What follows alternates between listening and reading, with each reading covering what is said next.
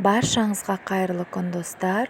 Сіздермен бүгін 10 минутта дайындалатын печеньеден жасалынатын муравейник дайындайтын боламыз. Өте дәмді әрі жылдам дайындалады. Сіздер де жасап көріңіздер. Ол үшін бізге кез келген печеньемізді осылай үгітіп алатын боламыз. Үстіне қайнатпалы варенкамызды, сгущенкамызды салып, осылай араластырамыз, жақсылап араластыратын боламыз. Біркелкі жақсылап араластырамыз. Дәндер салып араластырсаңыздар да, жеміс-жидек салып, мейіз салсаңыздар да өте керемет болып шығады.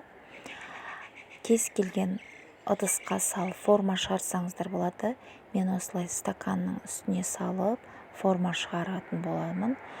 Салафанға салуды ұмытпаңыздар, әйтпесе жабысып шашырап кетуі мүмкін.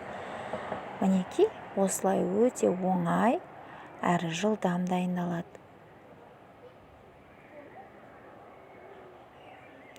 Салафанға салғанда үстінен қаттырақ басуды ұмытпаңыздар, әйтпесе шашырап кететін болады.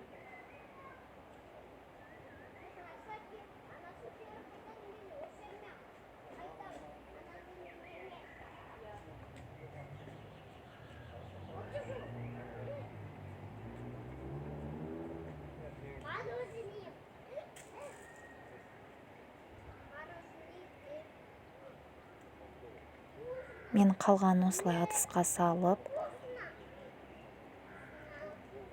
жасадым. Осылай үстінен басып,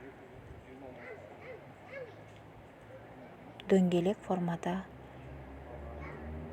тарелкаға салатын боламыз.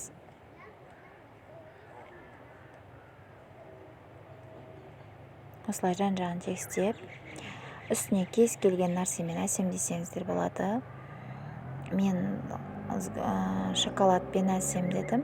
Сіздер үстіне жеміс-жидекпен әсемдесеңіздер де өте дәмі керемет болып, әрі оңай дайындалады. Кешкі шайға жасасаңыздар да дәмді болып шығады. Менің YouTube каналыма тіркелмеген болсаңыздар, тіркелуді ұмытпаңыздар. Лайк басып, комментарий жазуды ұмытпаңыздар.